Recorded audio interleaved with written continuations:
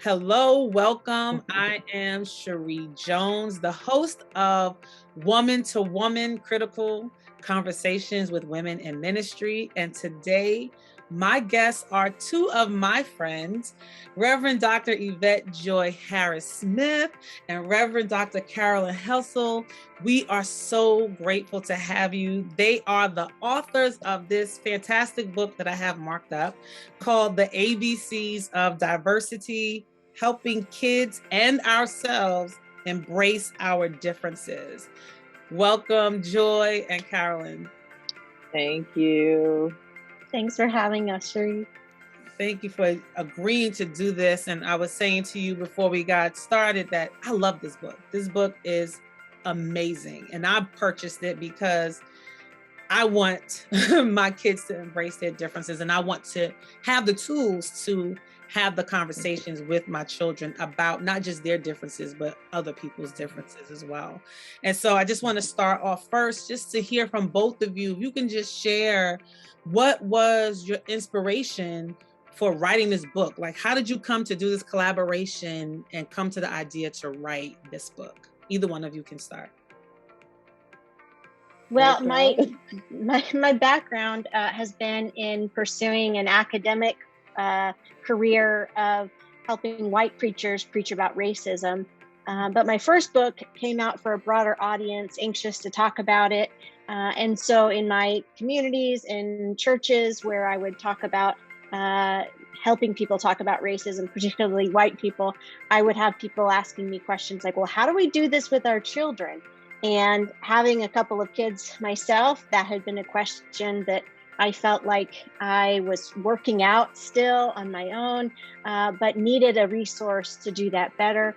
And I felt like I don't have the tools that a teacher has, someone who teaches kids in K through 12 to understand developmentally what they're ready to handle. And so I felt like I needed to do some more research and needed to be able to connect with someone else who could work with me in writing this project. And it just so happened that Y. Joy Harris Smith and I knew each other from back in seminary when our paths had crossed, and we were at an academic conference together, and we just got to talking about our kids. You know, the ways that sometimes when you meet in the midst of academic conferences, you need to talk about real things. And we were talking about our kids, and it'd been a while since I'd gotten to see her, and so just catching up, and I just felt kind of this spirit kind of connecting, hearing from her that not only did she have young kids that were younger than mine, but she also had experience teaching in the past. And she was working on, she had finished her PhD, really looking at intercultural communication. And so here was this person with all of these gifts. And so I just kind of blurted out, do you want to write a book together? and Joy, I'm so grateful that you said yes. It was a risk taking on your part, how am I going to work with this person? And it was such a beautiful way for us to connect. I've really enjoyed this journey of working with you over the past several years. So thank you. Joy, do you want to add to that? Absolutely. I really, appreciate Carolyn, taking the risk. And I think that, the title of the book suggests, sort of what needs to happen in order for bridges to be crossed, right? Boundaries to be crossed. And so I thought it was a great opportunity to sort of balance the questions that people, were asking, particularly people like Carolyn, but then also too, to make sure that the voices of people who oftentimes are not considered in those kinds of conversations also gets heard. And I think that was one of the points that, as we were even putting together the proposal, I just said, to my knowledge, I don't know of any a Black woman and a white woman coming together to kind of talk about a book like, doing this. And I thought that was something that needed to happen more often, but we would be perhaps one of the first ones to do that. It seems real simple in terms of the automatic ABCs that we have, like the predictable response we have when we are confronted with someone different than us, whatever that means, right? You're afraid, you back away, and then you try to control the situation, and then you kind of give us some ways to be more intentional when we recognize our discomfort around someone different, right? And you said to acknowledge it, be present, and then to come closer. And then you offer the interpersonal ABCs of how we build a more just society. You provide access, you build upon what you already know, and you cultivate, basically cultivate an environment. You said my keyword, like cultivating an environment where everybody can thrive. So it seems so simple. You lay it out very plainly, but we know that just because something is simple doesn't make it easy. And so now I'm just wondering, how do you see people using it? I mean, what kind of feedback have you gotten so far on how people have used your book? And how do you want, not just, I would say, the church, community at large, the academy, but even families? How I might envision people using it is, really just sort of, you could use it. I'm thinking like a journal even, or, how sometimes people have, I'm thinking of, what is it? Gardner's multiple intelligences or something like that. They have that printed out. There goes my teacher hat, right? And you just have it sort of posted somewhere, and it's something to look at, visually, to remind you, it's an opportunity for reflection, really, that, for me, it's like that critical self-reflection. It's not just self-reflection, but it's critical self-reflection. And so for me, that chart is an aid. And I think that that's how people, whether it's parents, churches, schools, or institutions, can use that as something that a poster that's up in the classroom, blow it up poster size. And it's a way for people to kind of be reminded as, they have opportunities to think through their situations or encounters that they may have. So I wanted to get to chapter 4 of your book, which was the most helpful for me. And that was Disentangling Gender and Sexuality. And for me, it's been the most difficult conversation to have with my kids. My children are 12, 8, and 6, right? And I just found it interesting. Both of you shared personal experience of how you've handled things either with your family or professionally. So I really wanted to hear from you, though, as parents. Like, can you offer some insight on how we can begin to have the conversations with our children, particularly because now you see on TV. So I'll give a prime example. So Disney came out with the new Cinderella movie, right? And is it Billy Porter? He's now the fairy godmother, right? And my plan, it's the Cinderella movie. So of course, especially Melody, she's gonna wanna watch it. And I'm like, okay, we're gonna watch. But now I haven't watched it with her yet because I don't know how to have the conversation about, okay, this man is wearing a dress. He is the fairy godmother. And so we have to have those conversations with our children because it's everywhere, right? And I think it's a good thing that, Disney is doing that and other, media outlets doing that. But help us. How do we start those conversations with our children? Carolyn, do you want to start? Sure. I think it really starts with ourselves in our own comfort level. And being able to examine our own assumptions about gender roles and gender expectations. So, for instance, if you watch that movie together and you don't say anything, what if your kid asks, why is he wearing a dress? Good question to follow up with is, well, why shouldn't he wear a dress? And often the response will be, well, only girls wear dresses. Oh yeah, who says, is there someone who makes the rules about what a girl gets to do or what a boy gets to wear? And just helping kids think through, well, who does get to decide that?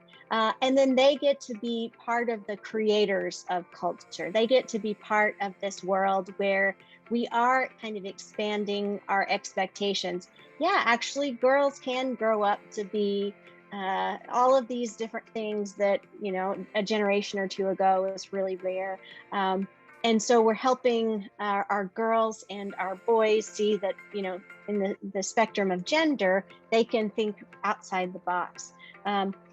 Now, there are kids who there are kids who like to dress differently. And then there are kids who in their very bodies feel a great discomfort about the gender that they're assigned and feel inside that they're definitely, the other gender. And those kids may come out as early, as, little kids, because they already know they don't feel that they are the gender that has been assigned them by birth. And, it's important, again, that we're raising kids that are open to that in their friends and seeing that happen. And that also as parents that we can be open and accepting. I mean, the level of kind of mental illness, depression, those kinds of things skyrocket for trans kids, and rates of suicide, go down a considerable amount for trans kids that have parents that are affirming of them. So again, just in terms of keeping our kids safe, it's important for us to work on our own ability to engage with that. You can do no harm and still show love and care and concern, and be wise in how you treat and deal with people who are different. Carolyn, you shared a story of being at a family reunion and you're sitting there with all of your nieces and nephews and you asked this question. And I was thinking, I know kids probably like, they always brace themselves when an adult goes, hey guys, so I just want to ask you a question, because they were like, hold on, what is she gonna say? Right? And you asked this like really big question, like, so how are you going to use your creative talents to make change in the world and work towards social justice? Like, that's a big question. It wasn't even like, what do you want to be when you grow up? That's a big bite question, but I have to tell you, just yesterday, I asked my kids that question, and we actually had even Grant at 6 years old was like, we should play with other people. We should invite people over for play dates. Like, so at 6 years old, he had a concept of what that looks like for him. And we just had a great dialogue. So it was interesting when I read that. I'm like, what kind of question is that to ask kids? But I did tell you I'm socially awkward, right? Because of questions like that, my kids just roll their eyes like, Mom. Right. But as crazy of a question people may think it is, at the end of it, the rich dialogue that comes out of it. And so I'm just wondering, for both of you, do you think like what those are the types of conversations, and what other types of things should we be maybe introducing at the dinner table or in family gatherings to kind of make some changes, even in our conversations? I think it starts with our conversations. So I don't know. I just wanted to hear that one question was just like mind-blowing, but I'm just wondering, what are some other ways in which we can kind of engage our family, our friends, our colleagues around this conversation and not make it so heavy or daunting? I don't know. Well, I think one of the things is our kids are hearing so much out in the world. They're hearing about the news, they're hearing about things on their social media platforms, if they are on those, or seeing pictures or memes texted to them from their friends. And I think part of them is worried about some things, and part of them are not worried at all about other things. But when there are things that we're aware of, it's important to be like, yeah, have you heard anything about this on the news? Does that bother you? And, what are you thinking? Just giving kids a way of just kind of talking to an adult about what's going on in the world so that they don't have to feel like they've got to keep it in or that it's off limits. But also just kind of helping them feel like they can be part of a hopeful future, to say, you know, if you were in charge of the world, you know, like, how would you do things differently? You know, and just giving them a narrative picture to think of them being able to make a difference. Because as kids, they can feel like, oh, this is just adults, you know, this is scary, or I don't know what I would do. But when they can picture themselves making a difference, they come up with really great ideas. And that also, I think, helps them gain a sense of control and confidence. Like, no, okay, there are things that we can do to make this world better, and I can be part of it. So Joy, you, well, in chapter 8, I think it's you. Sometimes you guys will say me, Joy, or Carolyn. But in chapter 8, there's a discussion about shifting, how women, particularly women of color, have to do this thing called shifting, and not just Black women, but of other marginalized communities, how we have to shift in order to deal with microaggressions. And it's really a way of surviving in society. So I wanted you to kind of just talk more about what does that look like. And I think for many women, but even women in ministry, right? We have to shift, dealing in a patriarchal environment. So if you could just shed more light on what that looks like. Yeah, so, you know, microaggressions are, you know, statements or actions or incidences that can be indirect. You know, they can be subtle, they can be unintentional, sometimes they're intentional. And they're, you know, it's discrimination really, and it's directed against members of a marginalized group, you know, particularly racial or ethnic minorities, but women are, you know, different groups of marginalized people experience microaggressions. Now, there's a lot of backlash. There are some scholars who utilize a different term, and I'm blanking as to what it is, but how can women in ministry in particular deal with the being kept out of the loop or not being given opportunities to preach or lead? I think each situation requires, you know, some thought in that, you know, how you go about doing things becomes important because contexts are different. Finding allies is extremely important. One scholar likes to talk about co-conspirators, if you will. And so women in ministry, I think, really have to find those co-conspirators or those allies to help them navigate that. And it's not necessarily always other women, although it can be, believe it or not. Sometimes it may be other persons in ministry who may be male, who might be able to help open those doors and make sure that women get the opportunities or you know, the credit that's due them. I'm not sure if I'm getting at your question. Did you want me to talk say about the shifting? What does shifting look like? Because that was a term. Oh, shifting. Okay, yeah. So shifting comes from the persons are Shorter Gooden is one last name, and Jones, I think, is the other last name. They wrote a book. It's called Shifting, and they interviewed like over 400 Black/African American women. I think it's 2000, what is this, 2021? Jesus Christ, 2013 it might be.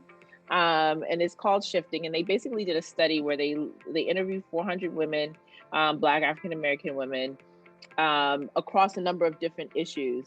Religion is definitely one of them, but just how they navigate the day-to-day, right?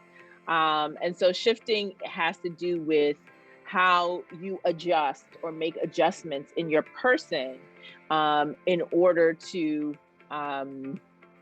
for example, being accused of something, right? How do we speak, right? So Black women sometimes are accused of being angry. So sometimes we have to be intentional about saying things a certain way so that we're not perceived as angry, so that what we're saying actually gets heard, right? Because if we say it with emotion or with some intensity, then we may get dismissed as being angry. And then whether or not we're right is of no consequence. We're just being dismissed for being angry. And so, it's the way that people, make themselves small, right? When you're in the subway, if you're in New York City, you get on the subway or public transportation, you try to, everybody kind of does some type of shifting in order to fit, quote unquote, right? To be able to get to their stop. So if I could use that analogy, it's the way that people kind of, adjust their body, their mind, their speech, their behavior in order to navigate through the day-to-day interactions with people. So, and particularly in larger white culture.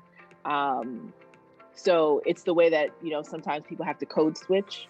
So I can say certain things in a certain way and it's okay, but if I say it in another way, I might be perceived as not educated or, so it's the way, so it's the way that we adjust our verbal, our nonverbal actions and behaviors in order to navigate through life. And it was pretty significant then. As you can tell, it's one of those things that just remained with me. And as it relates to this topic, it's not something that has changed. I'm still mindful about the ways that I choose to shift. Sometimes I just don't want to. So I don't. But there are times in which there are times that I'm intentional. So when it comes to my kids, I try to be intentional, and I shift. It's not always comfortable, right? It can be uncomfortable, but it's how we modify, so that we can navigate life and the different types of situations that we encounter. Carolyn, did you want to add anything to that? I just wanted to say thank you to Joy for sharing that. The ABCs of Diversity was a title that our publisher kind of wanted to give the book before we had finished it.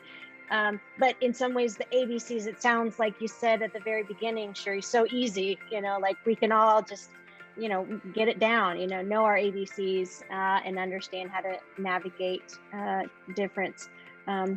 But what Joy is talking about is this larger cultural problem. And, it's this historical buildup of this white supremacy that, has certain expectations of how you should live in the world, how you should be in the world in order to be, seen as intelligent or however it is that you feel those expectations placed on you. That is just invisible to a lot of white people. And so the challenge is not just moving closer so that we can, those of us that are white, can manage this discomfort of difference, but it's moving close enough so that we can hear those stories when people like Joy are able to confide in us about their experience, and it makes us think, gosh, am I having those assumptions about other people? Am I contributing to that in some ways? And how can I make a difference in my spaces so that more people feel comfortable being themselves and not having to shift? So I just, again, this was such a gift of a project for me to work on in getting to know Joy, hearing more of her stories. And I hope that this book as a resource will encourage those kinds of stories, encourage those kinds of sharing among people in their communities, because it's not just about individuals like getting it down and, mastering a set of knowledge, but it's about growing, hearing each other's stories, and making a difference where you can. Yeah, absolutely. So I guess the last question I want to ask you, like I said in the beginning, the ABCs of diversity, you lay it out very simply, but it's not easy, right? But could you offer us some simple ways in which we can, within our own sphere of influence, create an environment that is equal and equitable for everybody, where people can thrive? So what would you offer as some simple ways in which we can be a part of this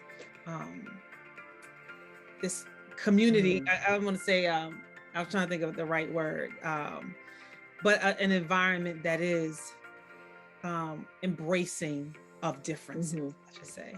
So Joy, do you want to? Looks like you're still moving. I mean, so I'm thinking about sort of, 3 different contexts. I'm thinking of, church or the church. I'm thinking of, our families, right? Because they are an institution as well. And I think, and then I'm thinking of, I don't know what other institution there might be, but I think in our families, we have to, it's this idea of being, I think we mentioned it in the book, talking about being a host and a guest. And I guess this would apply across the board, is that we have to learn how, most of us have some idea of how to host, right? But we don't necessarily know how to be a guest. And I think that Carolyn, when she was saying, just, saying thank you for the gift, I think, learning how to be a good guest is also important. And I think when we learn that we are also guests, even as we can sometimes be hosts, when your host doesn't have something, they just don't have it, right? Whatever that might be, whether that is knowledge about how other groups of people operate. You kind of, work with what they're able to do, what they're able to provide. And I think that that's sort of how I would, that's what I would offer, is that you have to learn to be a good host and a good guest. And I'll try to encapsulate that and give a clearer picture just really quickly. When we went to India a few years ago, the way the setup of the bathroom looked, it looked like a regular bathroom that we were used to. And the reality of it was, it didn't function like a regular bathroom that we were used to. But this was the best that they could do. This is what they could do. And I think that good guests learn how to work with what it is that the host can offer. Not everyone's home looks the same. Not everyone's church looks the same. Not everyone's institution or school looks the same. And we have to learn how to manage both our expectations, but also understanding what it is that the other person is offering, and try to work with that. Thank you. Carolyn? That was beautiful. I think we should end with that. Just that image of guest and host, and also something that frequently Joy said throughout the book and in our process was, respect the differences and honor the similarities, or honor the differences and respect the similarities. One of those ways. But again, that balance of the differences and the similarities is just so key. It's not just about the differences. It's also about connecting with one another over the things that we share in common. And that's, again, part of that gift, is seeing how much we really do have in common. Well, I just want to thank both of you for doing this with me. Like I said, I highly recommend this book, The ABCs of Diversity. The appendices alone is just enough to help us to be better. from the book recommendations you give, but even you have a curriculum of activities for parents to do, for teachers. And so it's a wonderful resource. I think it's a wonderful way to help us all to be better, to create a better world. And I don't think it's an accident that it's two moms who wrote this book, right? Because at the heart of it is like every mom wants the world to be better for their children, right? Every parent wants the world to be better, if only for the sake of our children. And so I thank you both for coming together to write this book that will be a blessing to many. And I'm hoping to use it in some other things. I'm hoping to share it with my school district to see if they can utilize it in some ways. And I'm praying that more and more people will use it in whatever institution they find themselves in church, in the academy, the institution of the family. It can be used any and everywhere. And so thank you, Joy. Thank you, Carolyn, for joining me today for Woman to Woman Critical Conversations with Women in Ministry. Thank you.